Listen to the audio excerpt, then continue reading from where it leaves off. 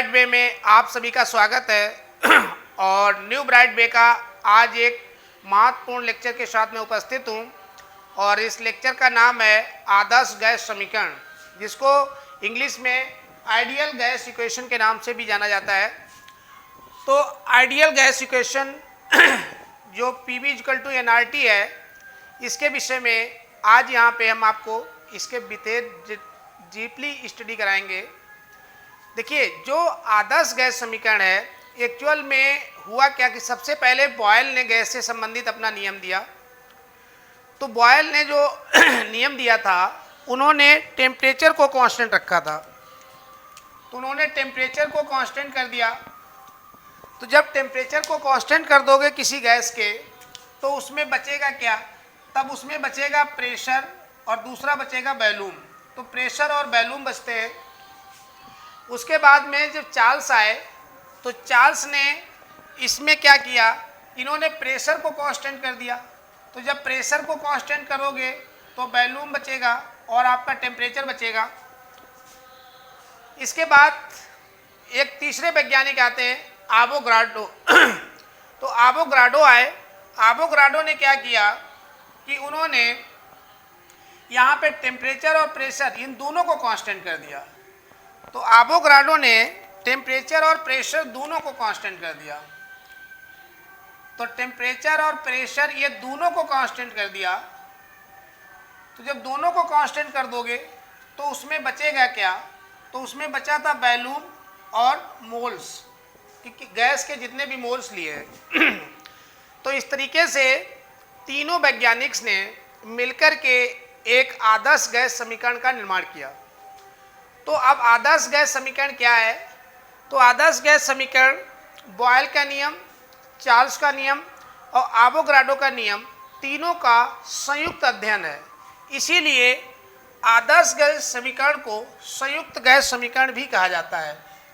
तो आदर्श गैस समीकरण को संयुक्त गैस समीकरण भी कहते हैं।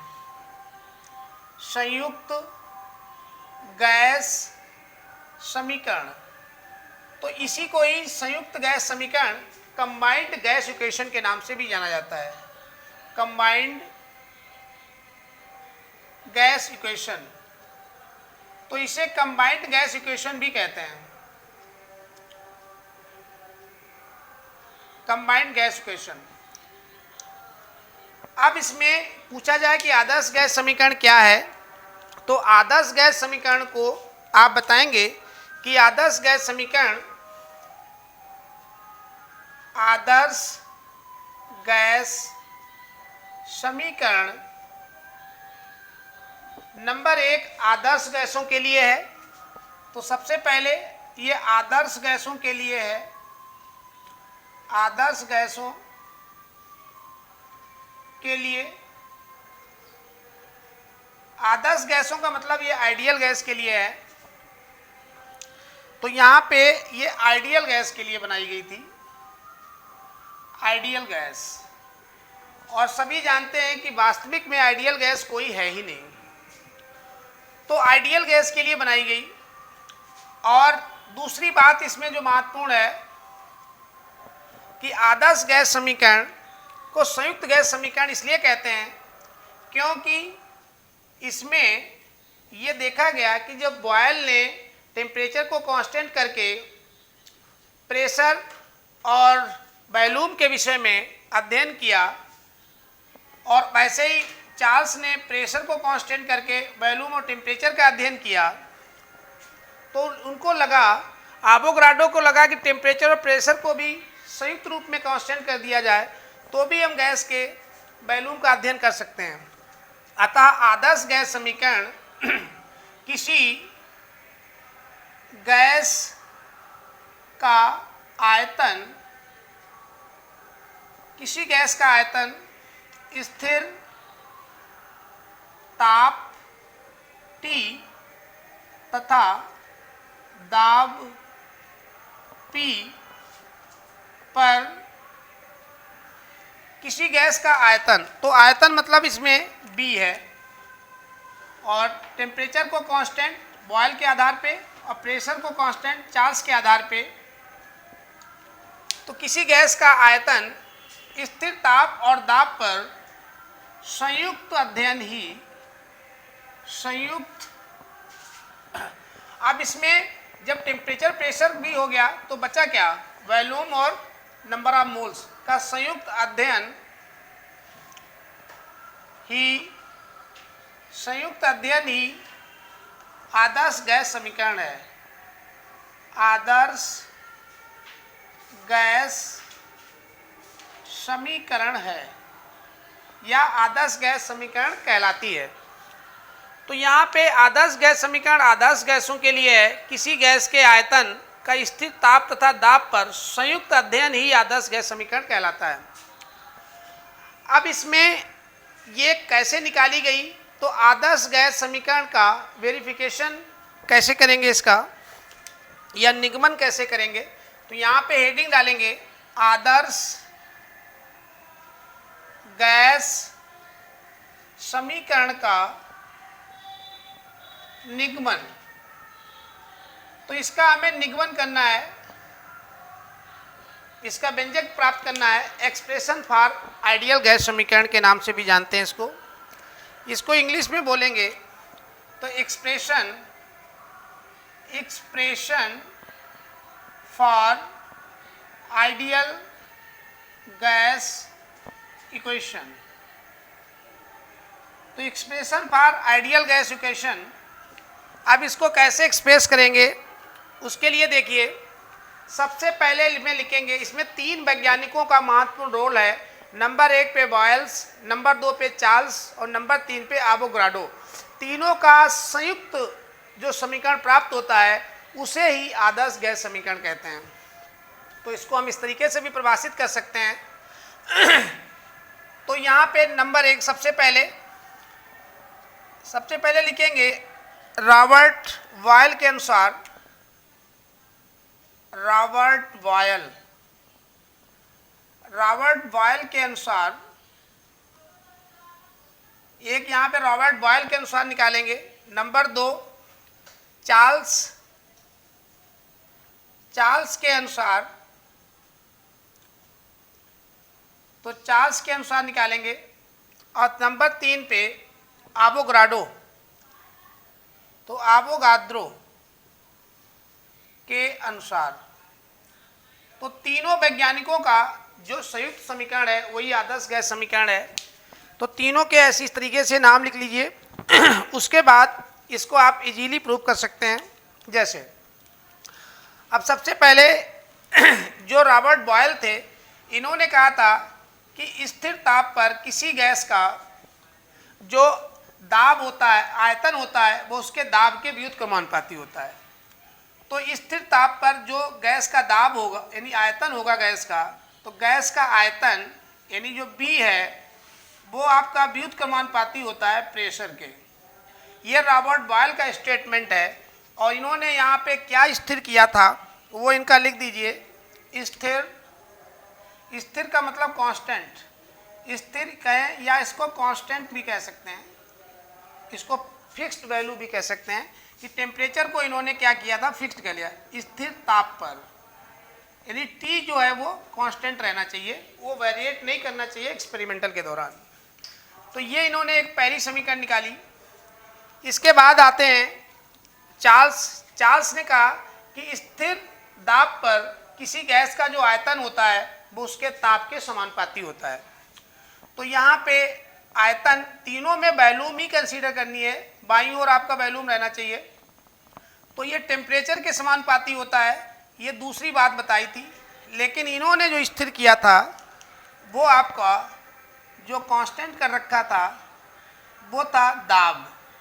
इन्होंने दाब P को कांस्टेंट किया था कि P को चेंज नहीं करना चाहिए, इसने कहा T को नहीं चेंज करना चाहिए। अब उसके बाद में आते हैं एवोगाड्रो आए, उन्होंने दोनों को कांस्टेंट कर दिया, टेम्परेचर को भी प्रेशर को भी। तो टेम्परेचर प्रेशर को भी कर दोगे तो बचेगा क्या, आपका बचेगा वॉल्यूम और N बचेगा, नंबर ऑफ मोल जो गैस के लिए रखे हैं। तो जो वॉल्यूम होता है किसी भी गैस का जो आयतन होता है वो उसमें पाए जाने वाले मोलों की संख्या के समानुपाती होता है। ये बात बताई थी एवोगाड्रो ने। लेकिन साथ में ये कहा था कि उसका जो टेम्परेचर और प्रेशर है वो आपका कांस्टेंट रहना चाहिए।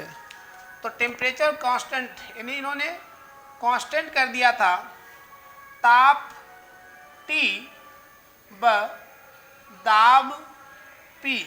तो यहाँ पे T और P को कांस्टेंट कर रखा था।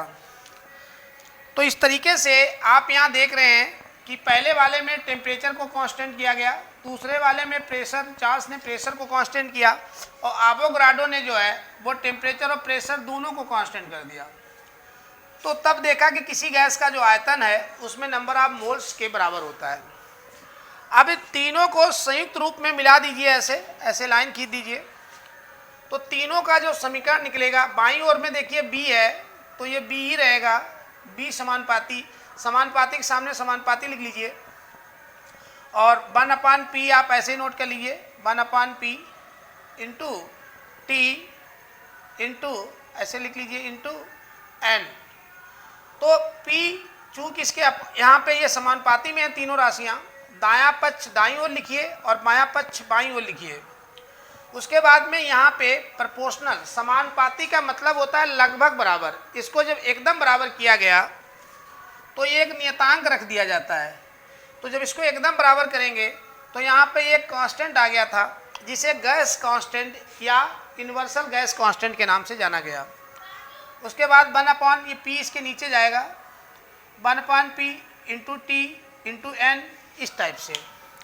अब ये चीज़ इसके जो बटे में है इसको इधर भेज दीजिए, तो ये आपका आ जाएगा, इसको हम यहाँ पे लिख दे रहे हैं या यही लिख दें, तो ये आपका बन जाएगा P इधर आ जाएगा, PB is equal to N को पहले लिख लीजिए N R और ये आपका T, तो PB is equal to NRT।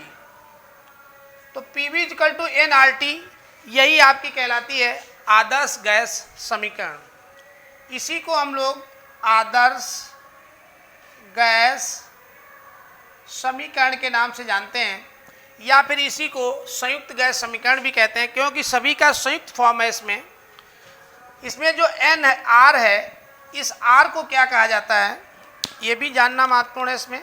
तो जो R है यहाँ पे ये आपका कहलाता है आदर्श गैस नियतांक, आदर्श गैस नियतांक। तो ये सभी गैसों के लिए लागू होता है, तो सभी गैसों के लिए समान रूप से लागू है, इसलिए इसे यूनिवर्सल गैस कांस्टेंट भी कहते हैं। इसे यूनिवर्सल गैस कांस्टेंट के नाम से भी जाना जाता है। और N नंबर ऑफ मोल्स हैं, ये सब बता दो इसमें कौन क्या है। तो जहाँ जो N है नंबर मोलों की संख्या है, मोलों की संख्या, और इसमें जो P है वो तो गैस का दाब है, जो हमने गैस ले रखी है उसका दाब है, और जो B है जो गैस ली है उसका आयतन है, और आपका जो T है जो गैस ले रखी है उसका ताप है, और आपका R तो मैंने लिख ही दिया, ये यूनिवर्सल गैस कांस्टेंट है। तो इस तरीके से ये एक आदर्श गैस समीकरण आई। अब इसका थोड़ा एक्सप्लेनेशन फॉर्म कि एक या एक से अधिक गैसों पे कैसे लागू करेंगे, तो उसके लिए आप इसको हम थोड़ा डिटेल कर देते हैं। तो यहाँ से इसको मिटा करके इसका एक्सप्लेनेशन फॉर्म देखिए। तो आदर्श गैस समीकरण का जो विस्तार रूप है अब उसकी चर्चा करते हैं यहाँ पे। तो इस तरीके से हमारी जो आदर्श गैस समीकरण है PV इक्वल टू NRT का यहाँ पे निगमन हुआ। तो ये प्राप्त हुई PB इक्वल टू NRT, इसी को आदर्श गैस समीकरण या फिर संयुक्त गैस समीकरण के नाम से जाना गया।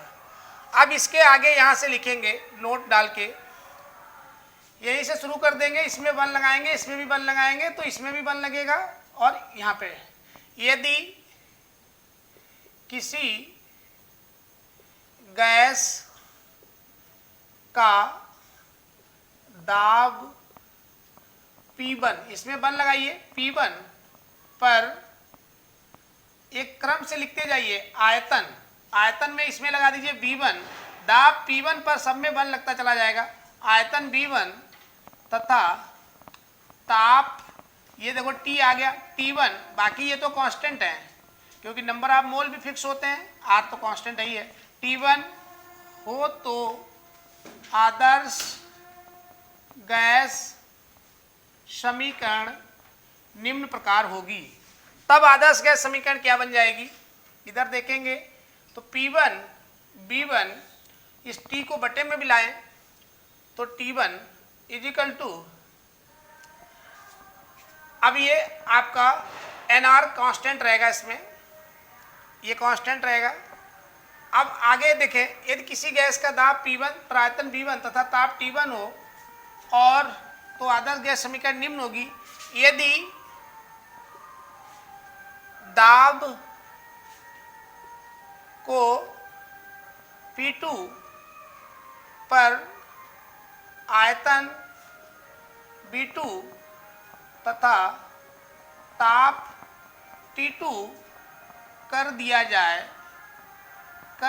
जाए तो आदर्श गैस समीकरण, तब आदर्श गैस समीकरण क्या बन जाएगी, तो इसमें यही वैल्यूज आप फिर से लगा दीजिए। P2 B2 upon T2 is equal to N और R, ये तो दोनों फिक्स हैं, तो दोनों समीकरण, दो समीकरणें प्राप्त हो गई। अब इन दोनों समीकरणों को आप कंबाइन कर दीजिए। उसके लिए आप लिख सकते हैं समीकरण 1 और 2 से, तो यहाँ पे लिख दीजिए समीकरण